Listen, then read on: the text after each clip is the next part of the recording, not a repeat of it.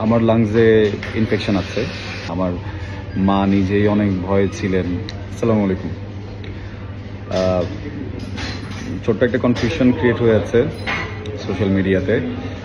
বিভিন্ন জায়গায় বিভিন্ন রকমের নিউজ হচ্ছে আমার শারীরিক অবস্থা নিয়ে। এটা নিয়ে আসলে ঘাবড়ানোর কিছু নেই। নিউজগুলো ফেক, কারণ আমি এমন কোনো শারীরিক জটিলতার ভিতরে নেই যেটা প্রাণনাশক, বা এমন কোনো শারীরিক জটিলতার ভিতরে নেই যেটার জন্য আমি খুব বাজে রকমের অসুস্থ হয়ে পড়বো। হ্যাঁ, আমার সৃষ্টিকর্তা যদি চান হয়তো আমি এই মুহূর্তে এখানে অসুস্থ হয়ে যেতে পারি, দ্যাটস আ ডিফারেন্ট সিনারিও। কিন্তু এমন কোনো রোগ এখনও আমার শরীরে বাসা বাঁধেনি আলহামদুলিল্লাহ, যেটার কারণে টেনশনের কিছু আছে। এখানে একটা বিষয় হচ্ছে, আমরা অনেকেই স্মোক করি। হ্যাঁ, আমিও করতাম, এখন সেটাকে অনেক কমিয়ে এনেছি, বা 3 দিন 4 দিন করিই না। হ্যাঁ, তো সেরকম একটা জায়গা থেকে যেটা হয়েছে যে আমার লাংসে ইনফেকশন আছে, কিন্তু এটা এমন ম্যাসিভ কিছু না যেভাবে নিউজ হচ্ছে বা যেভাবে টাইটেলগুলো দেওয়া হচ্ছে।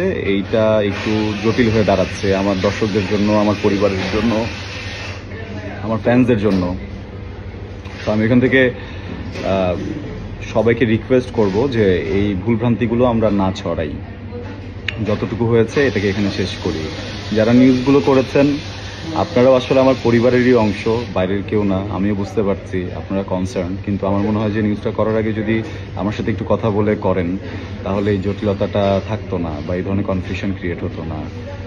আর আমার পোস্টটা একদমই ছিল আমার জুনিয়রদেরকে সতর্ক করার জন্য, আমার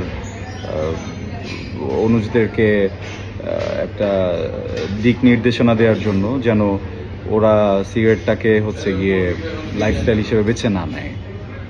তো আমার মনে হয় যে আপনারা যদি এখানে নিউজটা করা বন্ধ করে দেন অ্যান্ড এগুলো শেয়ার করা বন্ধ করে দেন অ্যান্ড ওই নিউজগুলোকে উইথড্র করে নেন, এটা আসলে ভালো হয়। বিকজ এটাতে মানুষ ঘাবড়ে যাচ্ছে, মানুষ ভয় পাচ্ছে। আমার মা নিজেই অনেক ভয়ে ছিলেন, সকালে উনি ফোন দিয়েছেন হঠাৎ করে আমাকে টেনশনে।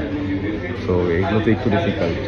হ্যাঁ, আর আমার পোস্টের কারণে যদি কোনো কনফিউশন ক্রিয়েট হয়ে থাকে আমিও সরি।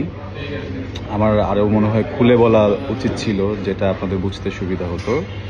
সবার জন্য ভালোবাসা, সবাই সুস্থ থাকুন অ্যান্ড পারতপক্ষে সিগারেট, ভেপিং বা এই ধরনের যে কোনো রকমের বদ অভ্যাস থেকে দূরে থাকুন।